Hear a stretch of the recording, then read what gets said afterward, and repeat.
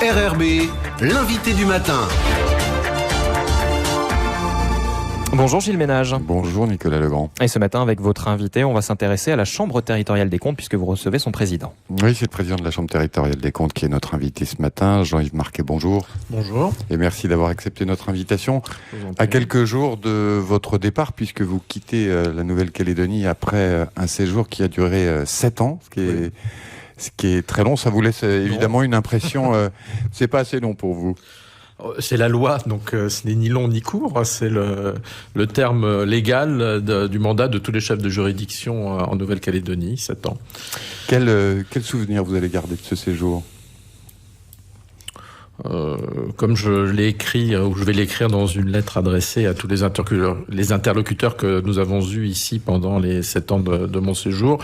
C'est un territoire qui était cher à mon cœur, qui l'est encore plus après 7 ans de séjour. Donc, un souvenir agréable, professionnellement agréable, personnellement plaisant. Donc, un bon souvenir, bien entendu. On va rappeler, Monsieur le Président, le rôle de la Chambre des comptes, car il est parfois peu connu, parfois assez mal compris, on y reviendra. Mais quel est son rôle exactement ? Alors le rôle de la Chambre territoriale des comptes, c'est de contrôler le bon usage des fonds publics calédoniens sur le territoire de la Nouvelle-Calédonie ou ailleurs quand ils sont dépensés ailleurs. Donc dès qu'il y a un franc de subvention ou que ce sont des organismes directement publics calédoniens, nous avons le droit d'aller contrôler, de voir ce qui se passe et de voir comment l'argent est utilisé. Ça, c'est notre rôle essentiel, ce qu'on appelle le contrôle de la gestion des communes, des provinces, de la Nouvelle-Calédonie, des associations financées par les organismes que nous contrôlons, par les sociétés d'économie mixte, par les entreprises qui reçoivent des fonds publics calédoniens.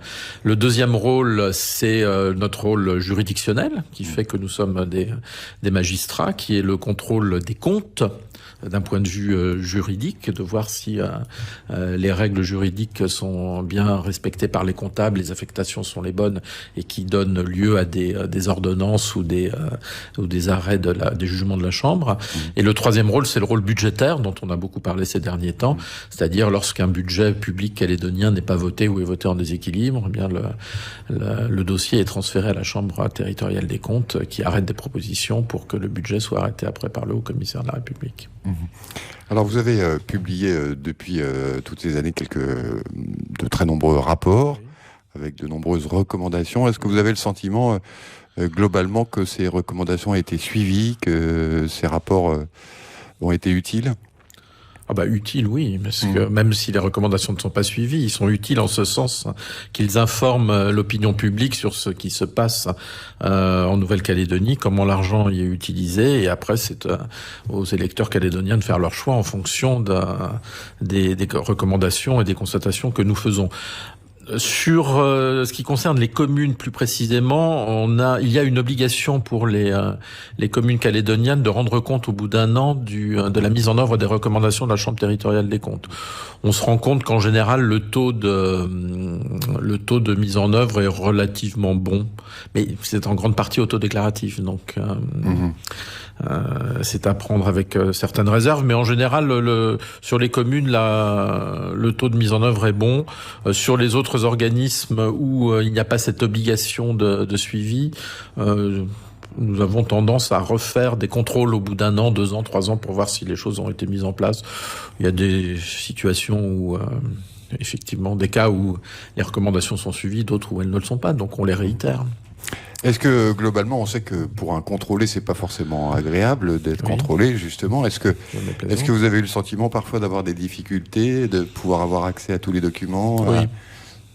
Oui, vous avez eu des difficultés. Oui. Pas forcément sur les contrôles classiques, si je puis dire. Quand on contrôle des communes, les provinces, le gouvernement de Nouvelle-Calédonie ou des organismes publics, en général, les élus savent, ça leur plaît pas forcément qu'on vienne les contrôler, mais ils savent quel est notre rôle, ils savent ce qu'on fait, et ça se passe en général bien, et les choses, on a accès assez facilement aux documents. dans d'autres situations de sociétés d'économie mixte, d'entreprises, d'associations qui n'ont pas forcément l'habitude de travailler avec la Chambre territoriale des comptes.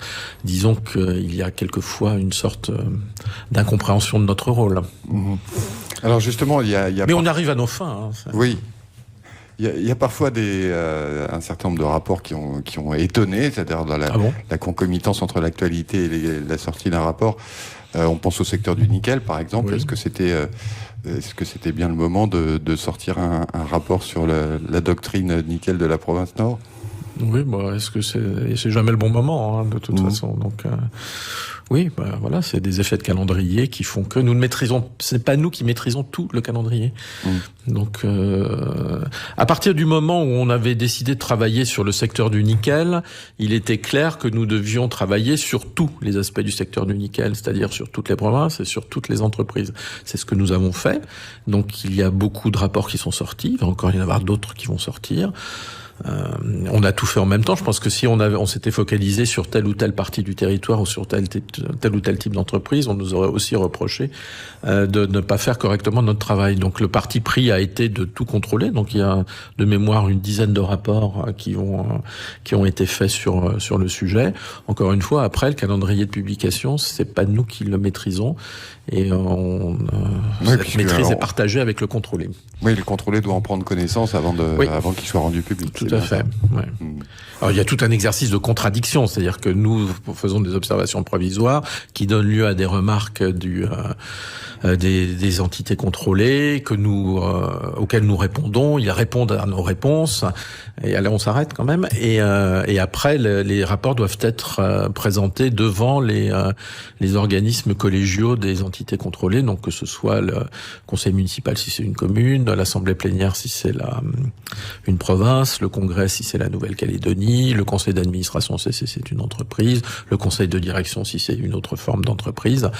Et après, une fois que c'est passé devant ces organismes, il y a une obligation de publication. C'est la loi. Elle est dure, mais c'est la loi. Toutes ces recommandations que vous avez émises, vous m'avez dit tout à l'heure, elles sont globalement suivies, pas forcément. Est-ce que vous faites des moyennes ? Est-ce que vous avez des statistiques ? Oui, mais je les ai pas en tête, pour vous dire clairement les choses. Surtout sur les communes, parce qu'il y a vraiment une obligation légale sur les communes. Pour les autres entités, c'est plus à la bonne volonté des uns et des autres. Disons qu'on est à 60-70% de suivi des recommandations. Ce qui était plutôt un bon taux Oui, ce qui est un bon taux. C'est un taux dans la moyenne nationale. Peut-être un peu inférieur. Bon, je peux pas vous dire. J'ai pas de. Votre destination, vous rentrez à Paris ? Oui, à la Cour des comptes. Oui. Et vous avez un successeur qui est une successeur. Oui. Une successeur. Tout à fait. Qui est donc Madame Florence Bonafou, qui est nommée à compter du 1er juillet et qui vient de la Chambre régionale des comptes d'Île-de-France. Très bien. On va vous souhaiter évidemment un bon départ, même si je crois savoir que vous partez avec quelques regrets quand même. J'applique la loi, donc je m'en vais. Et je ferai le travail qu'on me confiera à la Cour avec l'enthousiasme et la détermination qui me caractérisent. Jean-Yves Marquet, merci d'avoir accepté notre invitation ce matin. Merci de votre invitation.